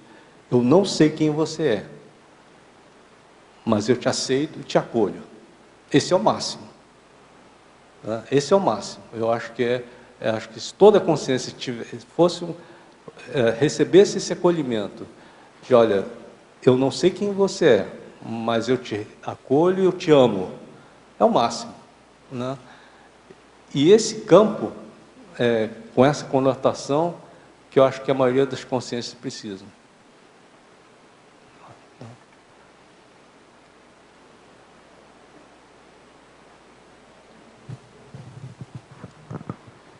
Quando você colocou ali a técnica de confiar na cosmoética, eu fiquei avaliando para não virar como uma crença, né? Para não ficar com a ideia de crença, assim. Poderia pensar assim no sentido de que aconteça o melhor para todos? Poderia ser isso? Eu acho que pode ser traduzido dessa maneira, sim. Mas o que acontece, mais uma vez, que eu chamo a atenção é o seguinte: é no calor das coisas que você é posto à prova.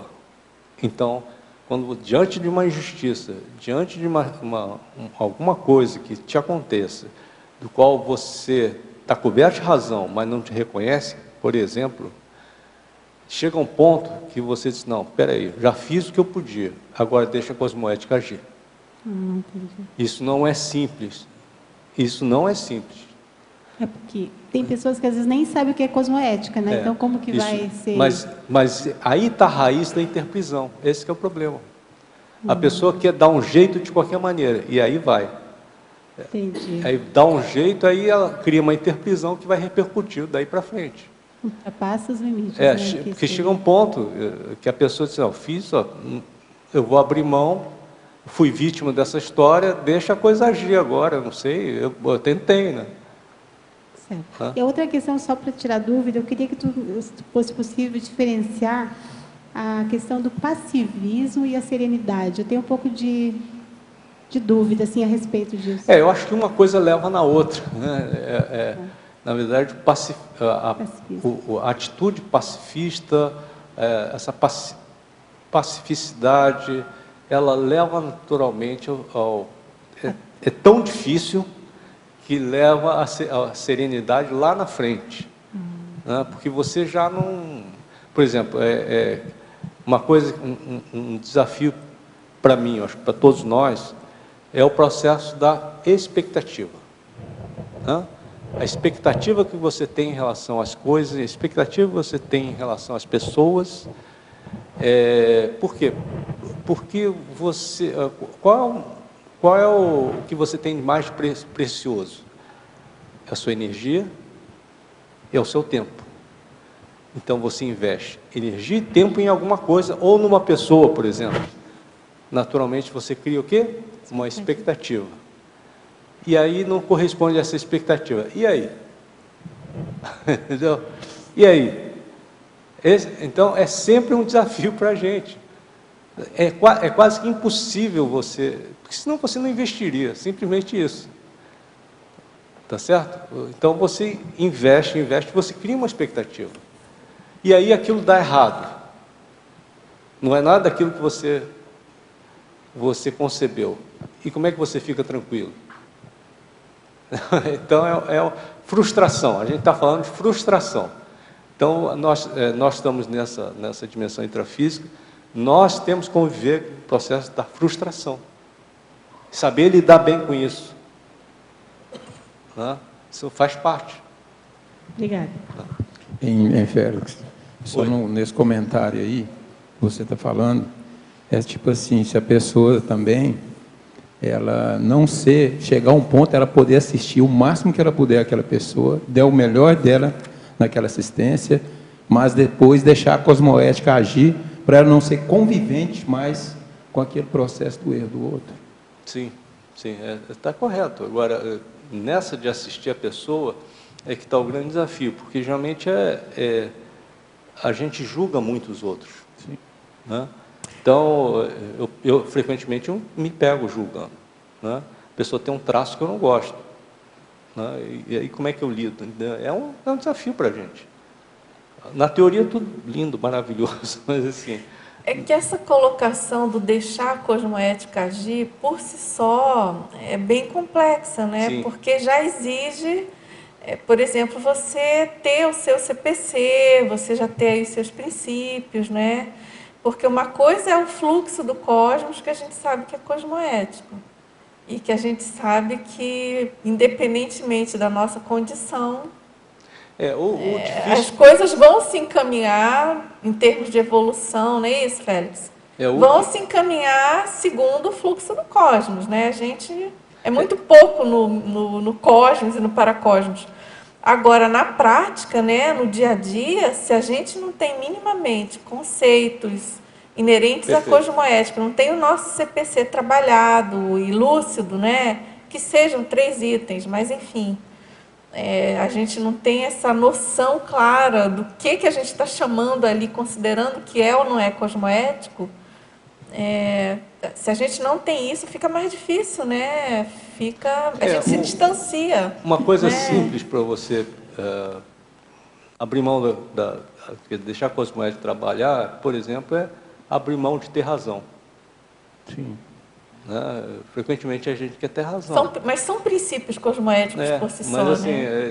Muitas vezes você abrir mão de ter razão, você abrir mão de uma interpretação que pode levar 1000 anos. Uhum. Eu vi isso aí, até um verbete que eu vi, e também a gente desenvolver a paraempatia e a empatia também. Um verbete que eu vi, até do nosso amigo que está aqui, do Leonardo, para acessibilidade, para compreensibilidade. Então, é um verbete bem... Agora, Félix, a gente tem aqui algumas perguntas ainda na página... Tudo bem aí? Fechou? Na página 12, quinta linha, você poderia comentar a importância do despojamento do aluno foco ao receber a assistência? Tá. Porque o aluno foco, aí é uma observação, né? Quem quem faz acoplamentário, por exemplo, que é um laboratório que a gente tem aqui no CEEC, você nota nitidamente quem é, ao acoplar com a pessoa, se ela é mais despojada ou não. Então, no caso do pacificário, é a mesma coisa. O aluno está lá para ser assistido. Então, o ideal é que ela fique totalmente despojada. Eu sou isso aqui, com minhas mazelas, minhas qualidades. E aí? Vamos em frente. O que a gente pode fazer aí? Então, esse despojamento é necessário. O aluno foco, ele tem que se despojar completamente para efetivamente passar pelo processo de desassédio, efetivamente deixar as consciências extrafísicas que estão com ele serem assistidas. Esse despojamento é necessário. Tá? Agora, também na página 12, na fatologia, na segunda linha de baixo para cima, você poderia expandir a constatação do nível pessoal de belicismo em confronto com o ego assistencial? Desculpe, é aqui segunda linha, página 12, segunda linha de baixo para cima, sobre o item constatação do nível pessoal de belicismo em confronto com o ego assistencial. Esse é o que a gente fala, né? É sempre o nosso confronto, né? Eu aprendi uma coisa muito legal na Conscienciologia, agora eu vou praticar. E aí esse é o ego assistencial, que é teórico ainda.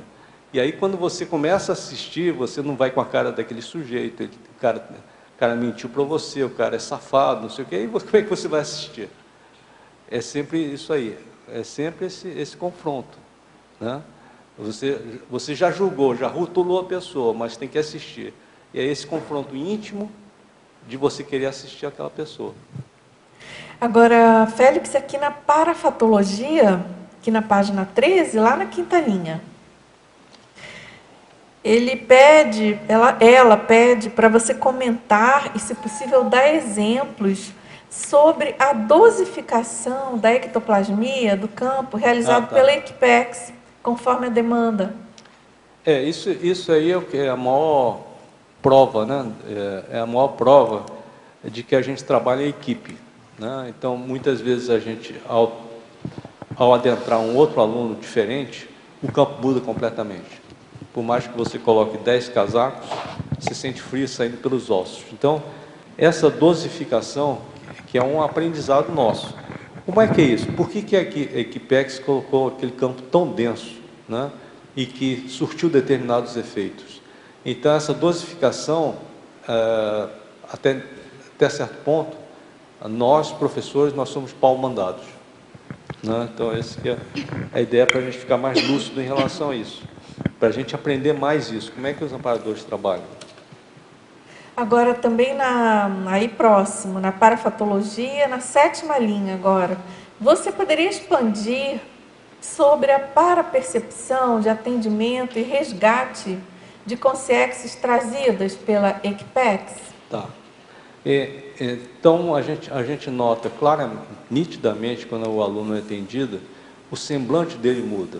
O semblante dele começa a mudar e aí você sente a melhoria dela. Né? Então, muitas vezes a pessoa chega toda carregada e você sente que ela sai mais leve. Né? Ela sai mais leve, ela sai mais tranquila, ela sai pensando melhor. É dentro dessa perspectiva. Tá. E aí, aqui, professor, em relação à evolução e maturidade das dinâmicas pró-pacificário, você poderia traçar um paralelo entre o caráter de mega euforização pacifista e as recins antibelicistas de caráter consciencioterápico? Na verdade, está tudo misturado aí. Está tudo misturado aí. Tudo interrelacionado, tá tudo, né? Na verdade, quando você entra em contato com a equipe extrafísica, existe um misto é um acolhimento e ao mesmo tempo de euforia. Né? O que eu quero dizer? Por exemplo, nesse último campo do pacificário que a gente fez dentro do acoplamentário, o que ficou muito claro é o seguinte: para muitas pessoas que participavam do campo, era como se a pessoa não é que ela estivesse em plena paz, mas só para a pessoa entender, a pessoa quando está lá, muitas vezes ela sente assim: agora eu cheguei em casa, agora eu cheguei num lugar seguro, agora eu me sinto muito bem, né? Ninguém aqui está querendo dizer que o pacificário vai deixar a pessoa com absolutamente paz, mas ela vai se sentir, o simples fato dela estar se sentindo segura entre pessoas que ela conhece, entre amigos do extrafísico, só isso já traz um apaziguamento muito grande. Agora, na parafatologia, Félix, na quarta linha, tá, de baixo para cima, você poderia comentar a certeza de estar em consonância com o curso intermissivo? Isso aí, o que a gente vai construindo é o seguinte: na medida que a gente vai construindo o saber, conhecimento, a experiência dentro da pacifismologia, você vê que você faz parte de uma equipe, que isso foi construído antes da sua ressoma, você literalmente você faz parte de uma mini peça de alguma coisa muito maior, né? E digo mais, basta a gente pensar o que esse nosso mundo atual tão conturbado, qual a maior necessidade? Realmente é de paz, né? Para começar a discutir outras coisas, a gente tem que ter paz. Então, eu não tenho dúvida que o processo da pacifismologia é um processo de autorrevezamento. É um processo bem intermissivo e de autorrevezamento, que daqui para frente é direto, né? As pessoas que adentrarem nesse holopensene estão propensas realmente dentro do processo do revezamento mesmo, no extrafísico, no intrafísico e assim por diante. É isso que eu acho fantástico, eu acho que é imperdível para as pessoas que queiram trabalhar isso, né? Dulce, posso perguntar aqui? Claro.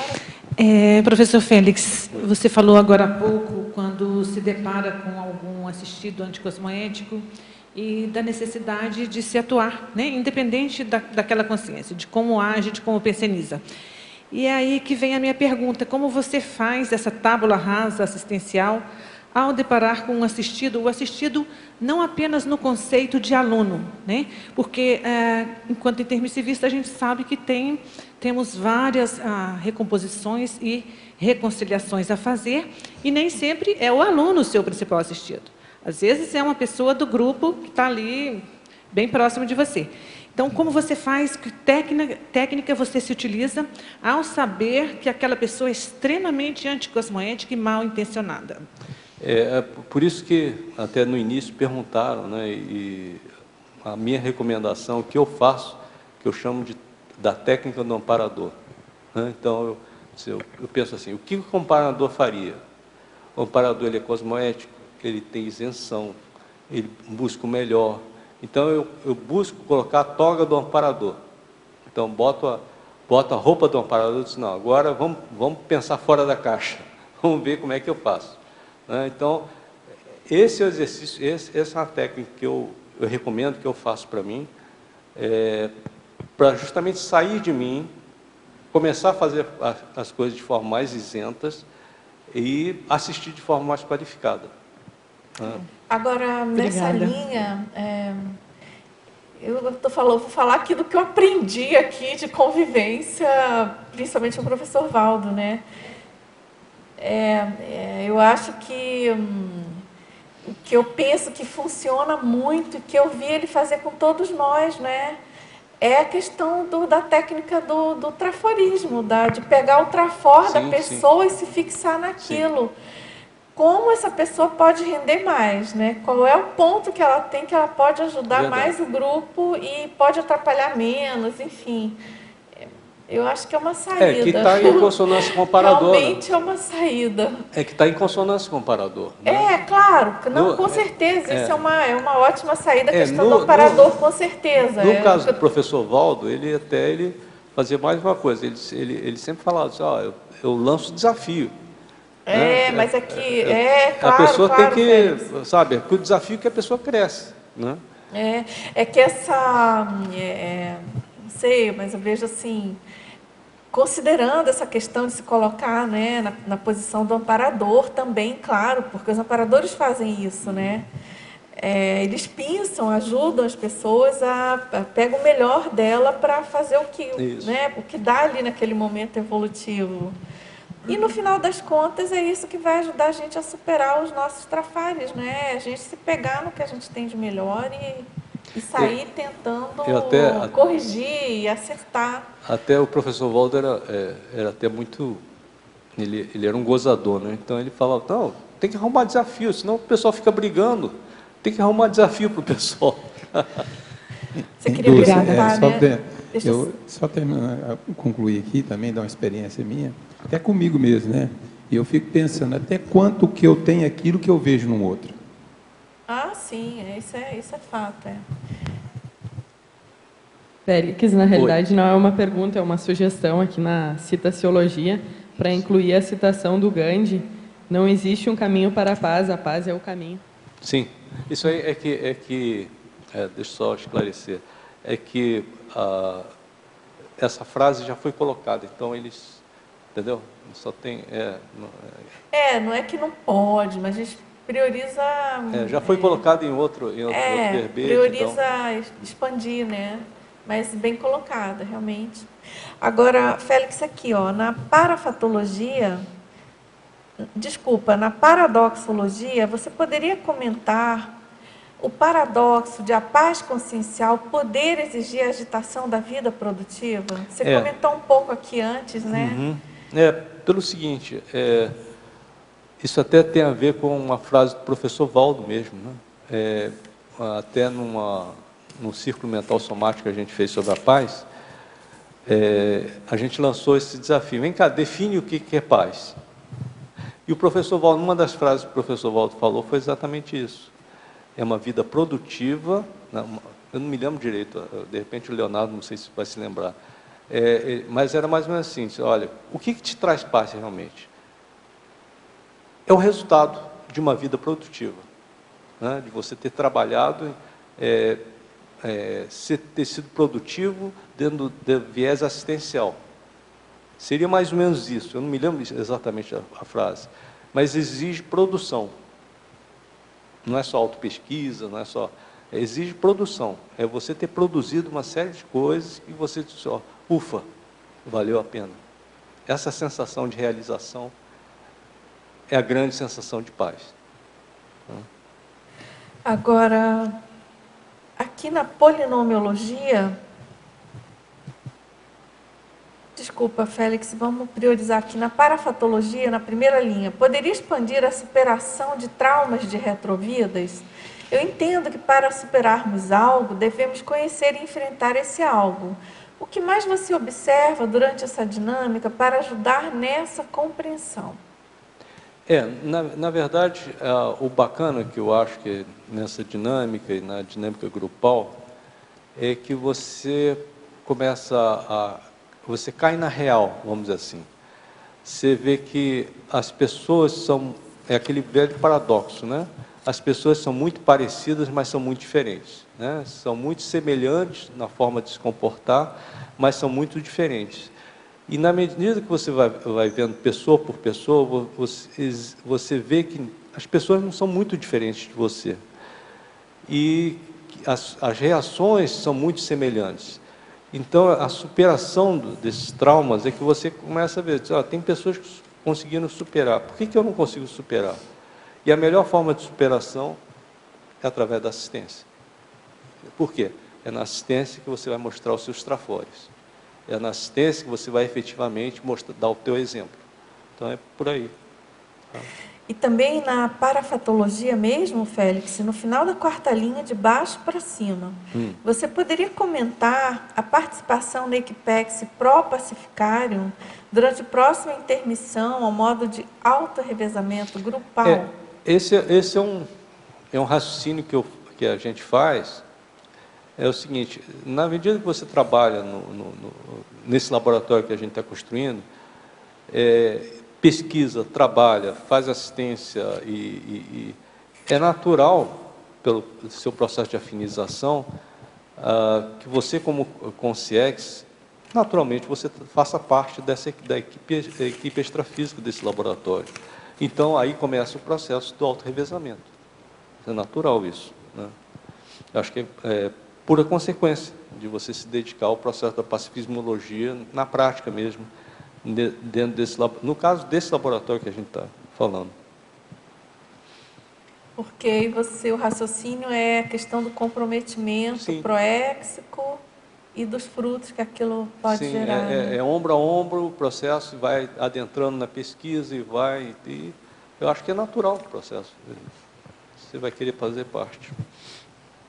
Agora, na tecnologia, lá na página 13, na segunda linha, você poderia discorrer sobre a técnica do pré-perdão assistencial? Esse tem um verbete, eu não sei, Dulce, me ajuda aí se for. Tem um pré-perdão assistencial, tem um verbete, professor Val, não tem? Tem, eu não lembro se o título é esse, mas tem sobre esse tema. Porque na medida que você vai, na medida que você faz assistência, você vai vendo casos das pessoas, caso a caso, você chega à conclusão, diz, olha, está tudo certo.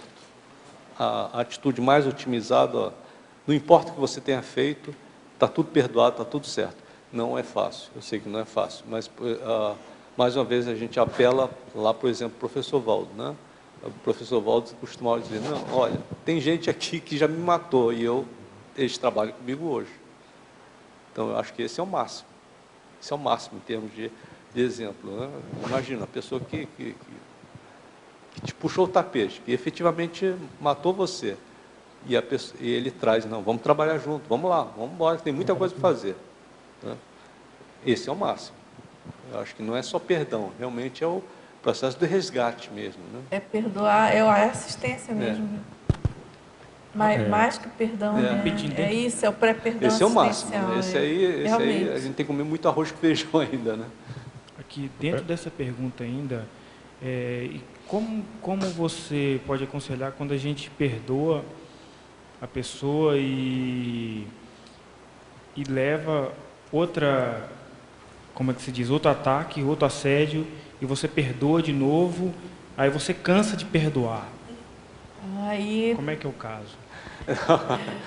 Provavelmente você não perdoa nem a primeira vez. Esse negócio de cansar de perdoar. É o seguinte, você realmente perdoou. Olha, perdoar literalmente significa, olha, por mim não tem mais essa interprisão. Você pode fazer o que quiser, por mim está tudo certo. Não é fácil, mas perdoar realmente é isso, né?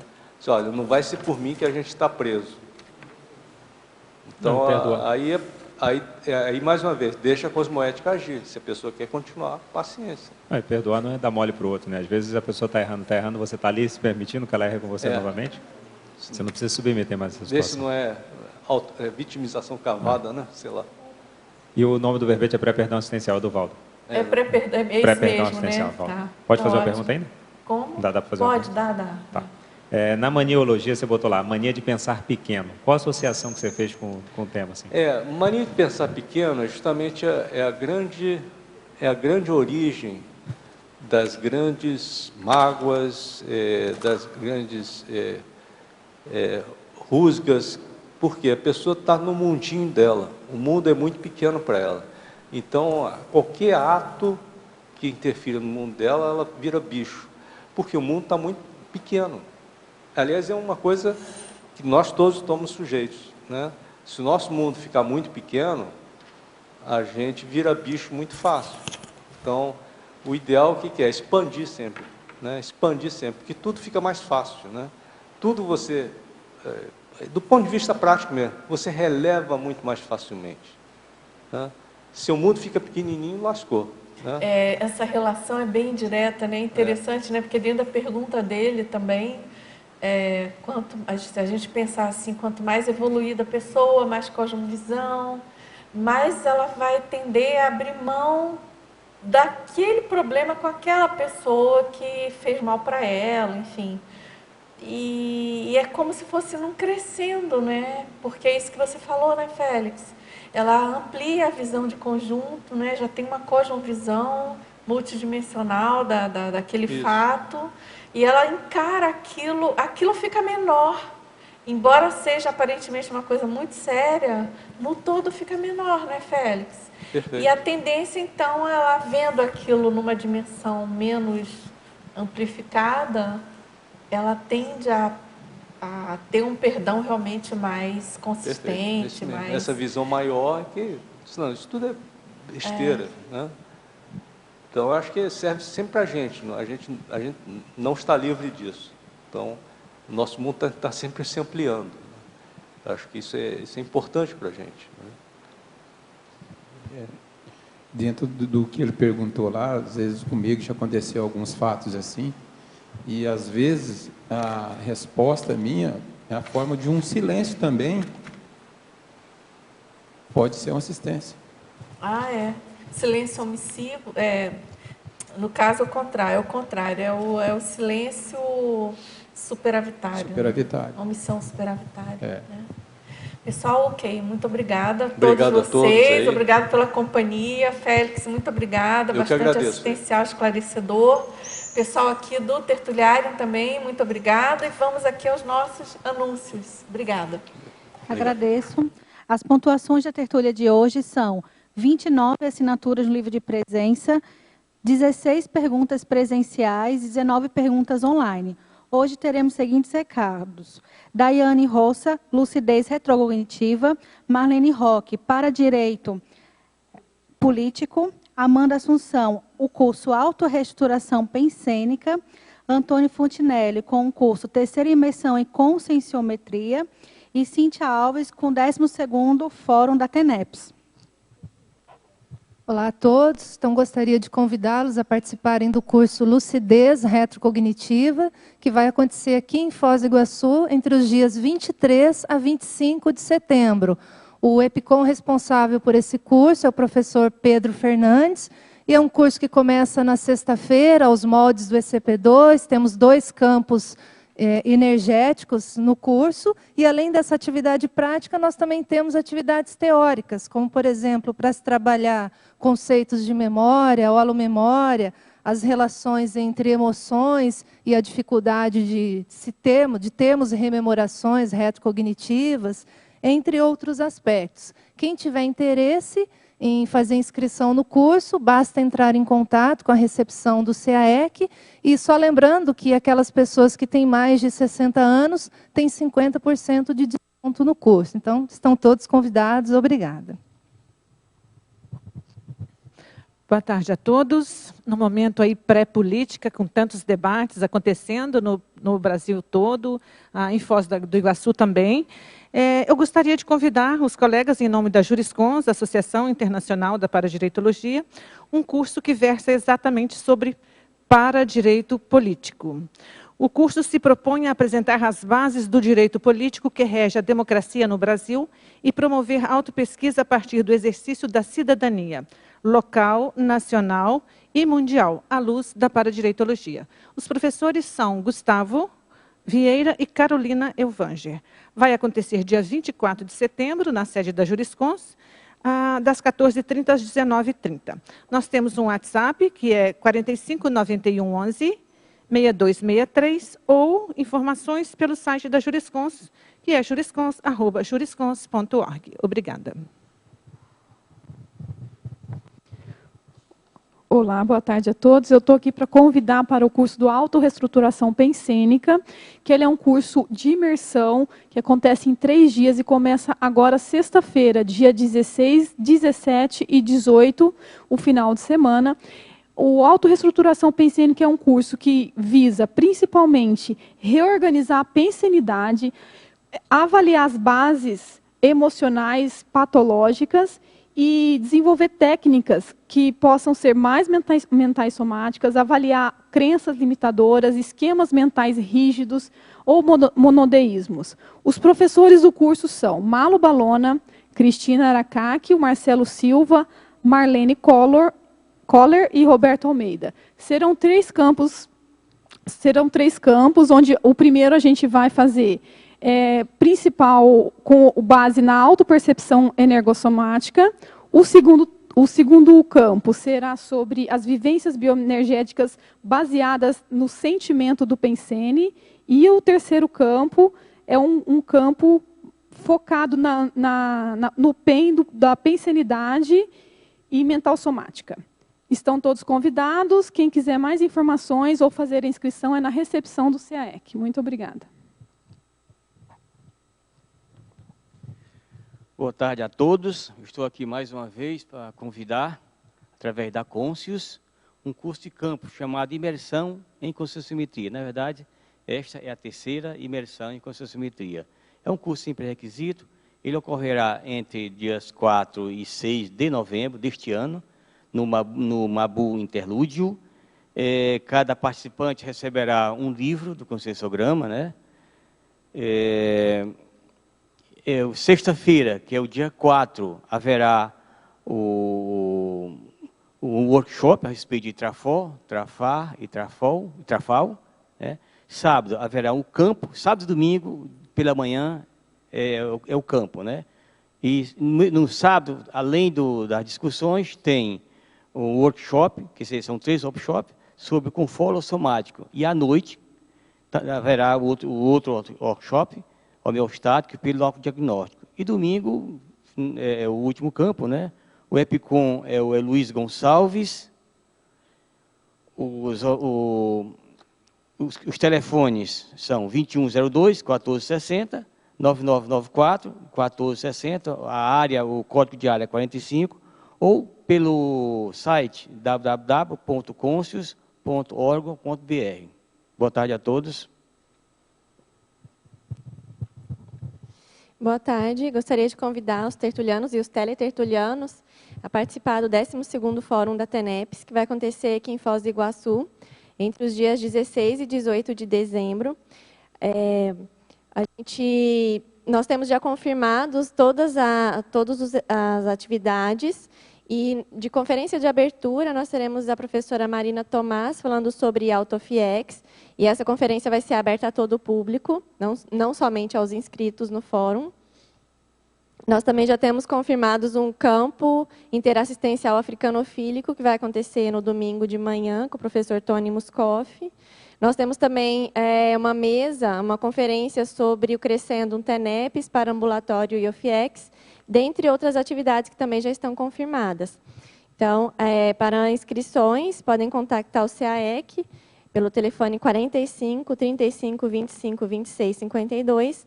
Lembrando que o Fórum da TENEPS é um evento que também possui transmissão online. Então, quem não puder estar presente pode fazer sua inscrição pela online também. E quem quiser acessar o folder com mais informações, pode acessar o www.caec.org.br. Então, aguardamos todos vocês. Muito obrigada. Amanhã será apresentado o verbete Autorreestruturação Pensênica, especialidade Autoevoluciologia, e a verbetógrafa é a Marlene Koller. Aguardamos por vocês e boa tarde a todos.